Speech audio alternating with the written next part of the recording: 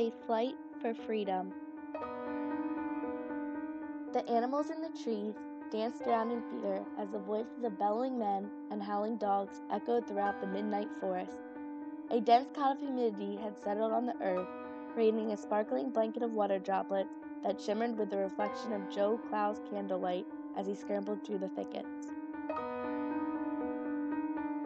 With the river in sight, Joel felt the weights on his shoulders begin to disintegrate as the wings of freedom began to take their place. "I am a free man. This is my second chance at life," he thought to himself, high with a joy he had not felt in years.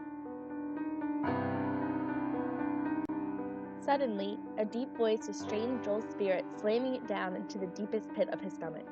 "Stop right there! Who are you?" shouted a voice as two dark figures emerged from the fog. "I am just a man traveling peacefully to Philadelphia. What seems to be the problem, sir?" Joel exclaimed with a slight tremble in his voice.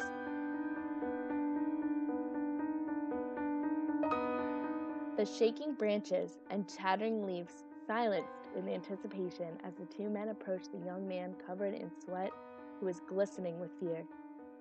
"We are on a hunt to find the murderer by the name of Joel Clough. He escaped from prison tonight," one man said, taking a step closer in Joel's direction.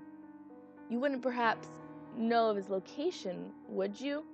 the other man added, with a hint of suspicion flashing across his eyes. Joel felt the wave of exhaustion slam into his body, knocking any hope for escape out of his mind. A piercing pain of emotion paralyzed Joel, crippling him with agony. "I am a good man," he cried out, falling to his knees. "I know I was wrong to murder my fiancée, but have you not experienced the painful torture of being in love?" he continued as the two men pushed him onto the hard rocky ground. "I loved her so much, but day after day I was rejected and repeatedly hurt by the woman I longed to dedicate my life to," he choked out through his tears. "At first it was easy to ignore her sharp remarks and careless attitude she had toward me, but as her disinterest grew, so did my jealousy and destructive rage. Have you ever looked deeply into a woman's eyes and seen the pure disgust she has towards you? You can feel it as her hatred reaches out and tears your heart in two." The dirt his head was laying on had begun to mix with his hysterical tears, forming a puddle of mud that he felt ooze down his face as the men yanked him upright, throwing his back against a tree. The crows began screeching from their seats above, laughing at the sorrowful performance taking place on the ground below. The fog had begun to clear, revealing a shiny sky of stars, casting light on the clearance where the three men stood. "I am a good man," Joel repeated in desperation. "Allow me to be free. Allow me to live happily, for that is a feeling I have not experienced since that woman entered my life.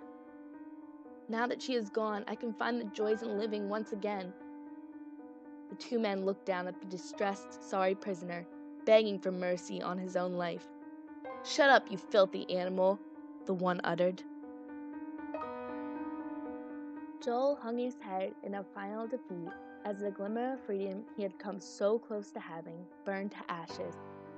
A clear image of his lifeless body dangling from a noose flashed through Joel's mind, painting a picture of what was to come. As Joel stared into his own dead eyes, the arrogant cackle of his murdered fiancée echoed throughout his empty, hopeless heart.